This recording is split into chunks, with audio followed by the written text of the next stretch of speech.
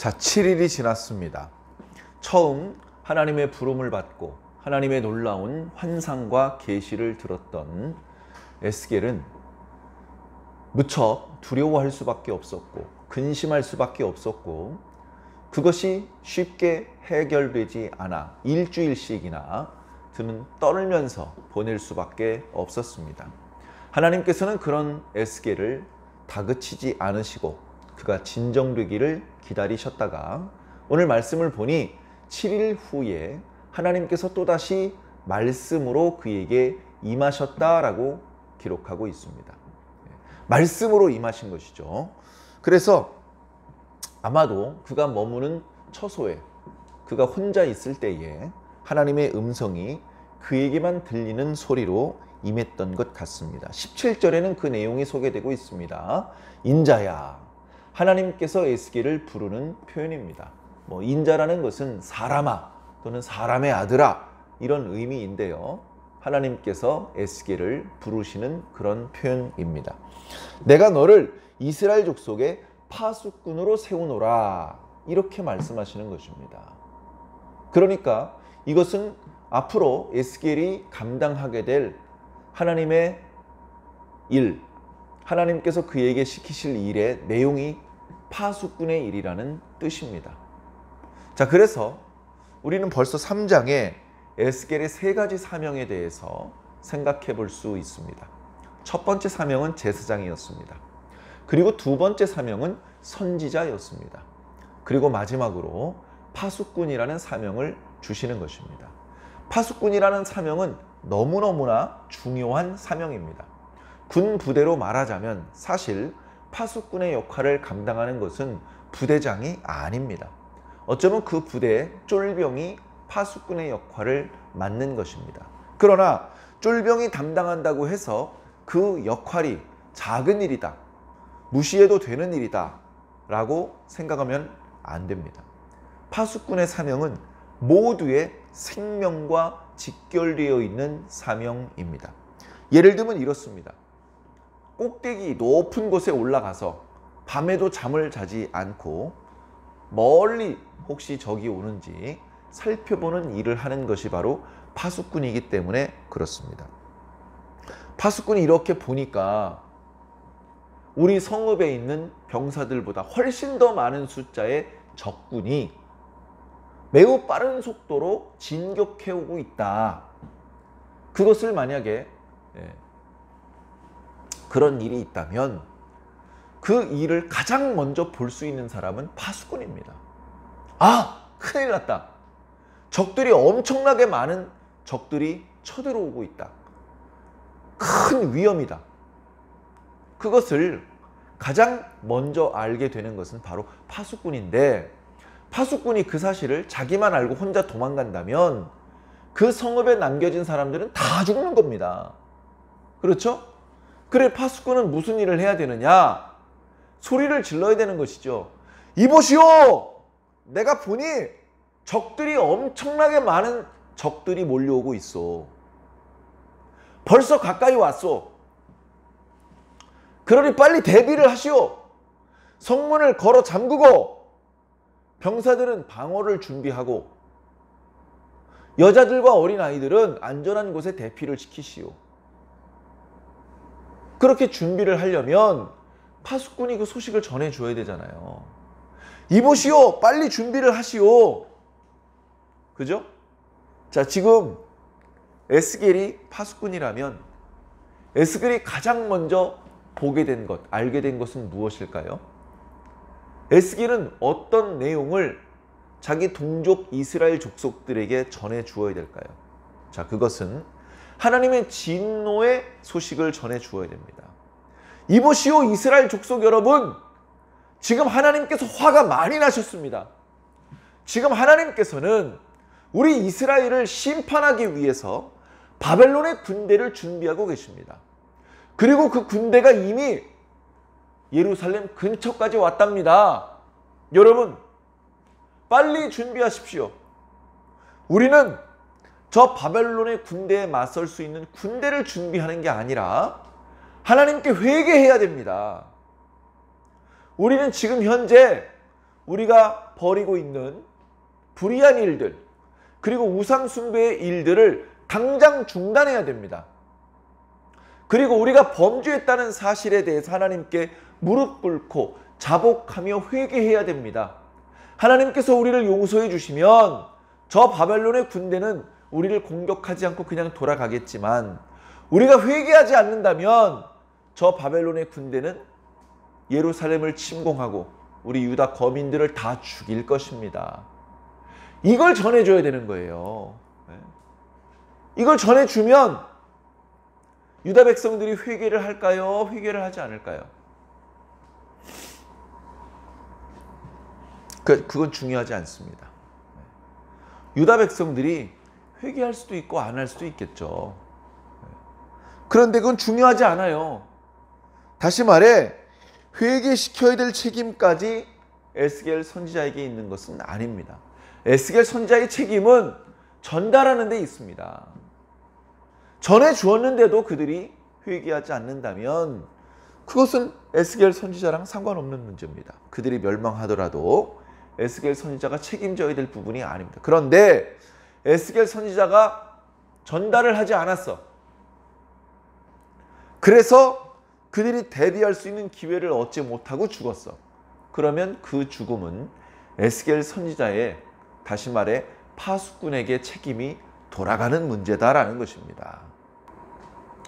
그래, 그 사실을 하나님께서는 의인과 악인의 경우에 대해서 말씀해주고 있습니다.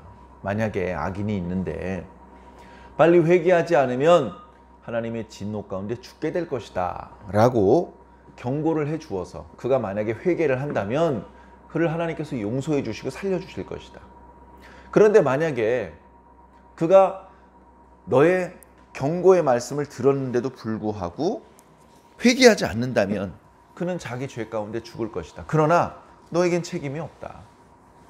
자, 의인의 경우는 어떤 의인이 있었는데 그가 그 공의를 버리고 죄 가운데 떨어졌다.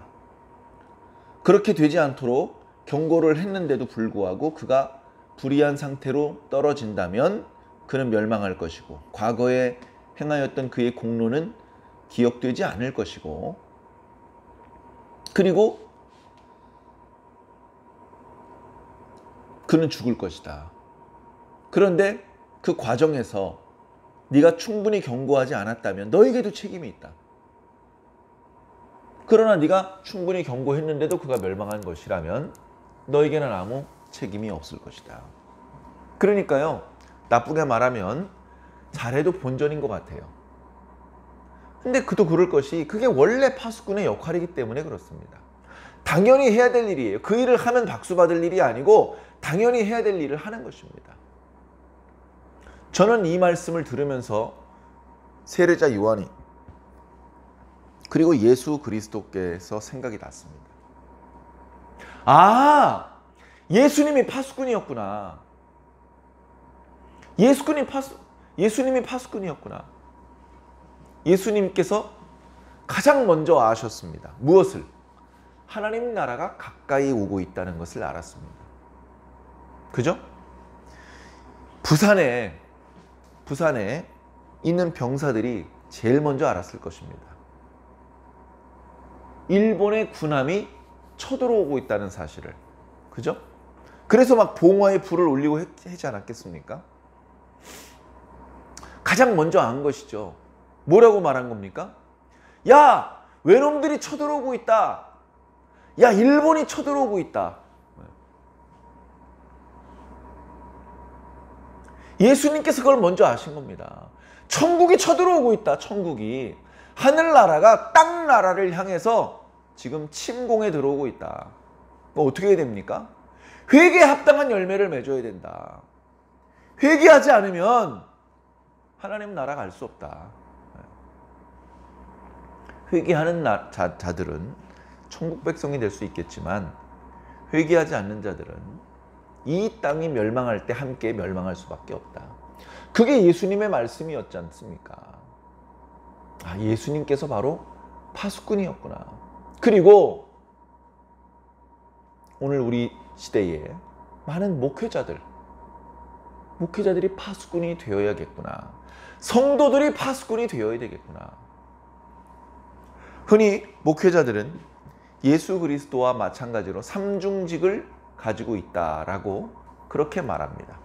예수님은 왕이시며 선지자시며 제사장이었습니다. 오늘날 목사들도 유사하죠. 왕은 아니지만 왕이나 마찬가지로 교회 공동체 안에서 어른으로서 지도자로서 중요한 역할을 담당을 합니다. 그리고 하나님의 말씀을 전하는 입장에서 선지자의 사명을 감당하고 있고, 그리고 여러 가지 제의, 성만찬, 세례식, 장례식, 결혼식, 개업식, 기타 여러 가지 의식을 진행하는 그런 관점에서 제사장의 역할도 수행하고 있습니다. 자, 그런데 사실은 이 선지자의 역할은 그렇게 한가롭게 하나님의 말씀을 설명해 주는 게 아니고, 급박하게 지금 아주 심각한 위기의 상황임을 알리는 파수꾼의 역할이어야 한다는 것을 생각해 보아야 합니다. 심각한 것이죠. 하나님의 말씀이야. 좀 어려워? 기다려줄게. 그럴 여유가 없습니다, 지금. 이것은 목숨과 직결된 문제입니다. 전하면 살고 전하지 않으면 죽습니다. 그리고 그 파수꾼의 말을 듣는 자들은 그의 말을 믿고 회개하면 살고 그렇지 않으면 죽는 것입니다. 죽고 사는 문제와 직결되기 때문에 아주 심각한 문제인 것입니다. 자, 22절에 보니까 하나님께서는 에스겔 선지자를 파수꾼으로 세운다고 하셨으면서 파수꾼의 역할은 감당하지 못하게 만드셨습니다. 들로 나가자라고 말씀하셨죠. 그러니까 지금까지는 들이 아니라 자기 집안에서 하나님을 음성으로 만났었는데, 다시 들판으로 나가니까 거기서 전에 그발강가에서 보았던 하나님의 영광을 목격하게 됩니다. 다시 말해 내생물, 날개들, 바퀴들, 뭐 그런 것들을 보았을 것입니다. 그걸 중복해서 반복해서 기록하지는 않았겠습니다만 그런 것들을 보았고, 그것들을 통해서 하나님의 영광이시구나 라면서 그는 하나님 앞에 엎드려 경배를 드렸습니다. 그러자 하나님의 영은 그를 다시 일으켜 세웠습니다.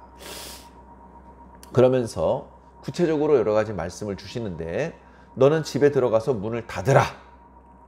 이것은 스스로 가택 연금 상태로 들어가라는 겁니다. 집에 들어가서 문을 닫으라는 것이죠. 그러면 사람들을 찾아가서 만나고 그들에게 하나님의 소식을 전해주는 파수꾼의 역할을 할 수 없잖아요. 그러니까 그거 하지 말라는 거예요. 너는 이스라엘 백성들, 유다 백성들 만나지 말아라. 그들에게 이 경고의 말씀을 전해주지 말아라는 것입니다. 물론 영원히 전하지 말라는 것은 아닙니다. 한시적으로 전하지 말라고 말씀하시는 것입니다. 사람들도 너를 결박해서 못 나오게 할 것이다. 어떤 상황인지는 잘 모르겠습니다만 결과적으로 똑같죠.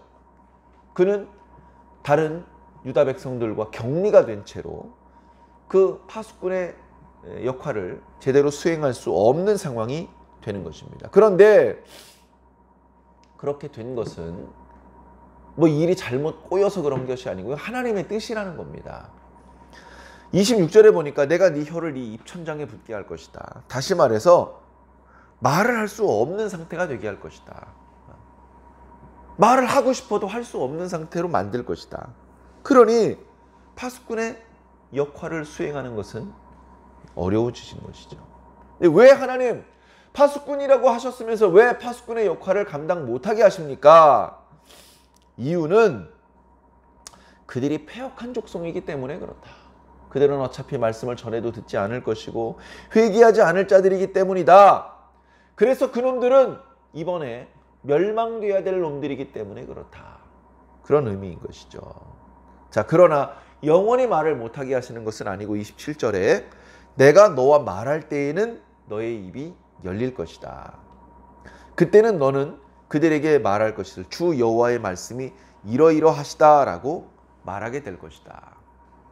전체는 아니겠지만 그들 중에 들을 자는 들을 것이다 라고 말씀하십니다. 그러나 아마도 듣지 않는 자들이 훨씬 많을 것인데 까닭은 그들이 반역하는 족속, 반역을 일삼는 족속이기 때문에 그렇다라고 말씀하고 있습니다.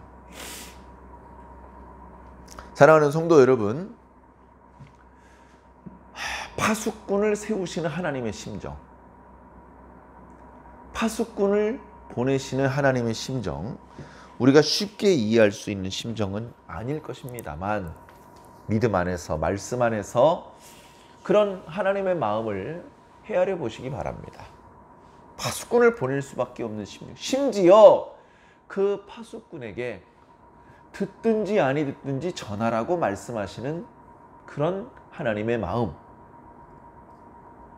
그 파수꾼의 입을 닫으시고 전하지 못하게 하시는 하나님의 마음, 그런 하나님의 마음이 느껴지는 에스겔 선지자의 마음은 또 어떨지 생각해 보시기 바랍니다. 그리고 이 지금 하나님께서 에스겔 선지자에게 말씀해 주고 계신 상황이 오늘 우리들의 상황과 크게 다르지 않다. 오늘 우리들의 시대에는 우리가 반역하는 족속의 역할을 맡아서는 안 된다. 우리는 파수꾼의 입장에 서야 된다. 목사님만 파수꾼이 아니고 모든 성도들이 파수꾼이 되어야 되지 않겠습니까? 천국이 가까이 오고 있어. 준비해야 돼. 뭘? 천국은 구원을 뜻하기도 하지만 심판을 뜻하기도 합니다.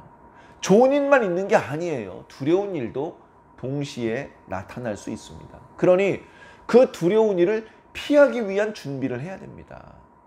천국에 들어가는 준비를 하는 것이 아니라 지옥에 들어가지 않을 준비를 해야 되는 것이죠. 지옥에 들어가지 않을 준비가 되어 있는 사람은 모두 천국에 들어갈 수 있을 것입니다. 오늘 우리들의 영적인 상황이 어쩌면 그와 같이 엄중하다는 것을 우리는 느껴야 될 것입니다. 그래서 우리가 먼저 하나님의 말씀이 선포될 때 들어야 되고, 우리가 먼저 회개해야 되며, 우리가 또 다른 파수꾼이 되어서 우리가 들었던 이 말씀을 우리 주변 사람들에게, 지구 반대편까지는 못 가도 내 주변 사람들에게, 언어가 다른 민족들에게는 못해도 나와 언어가 같은 주변 사람들에게 전해줄 수 있어야 될 것입니다. 사랑하는 성도 여러분, 먼저 하나님의 마음을 헤아리시고, 그리고 우리에게 부탁하신 사명, 역할들을 또 한번 생각해 보셔서 오늘 하루도 무의미하게 보내는 것이 아니라 하나님을 기쁘시게 하는 그런 모습으로 하루를 보내시기를 예수님 이름으로 간절히 축원합니다. 아멘.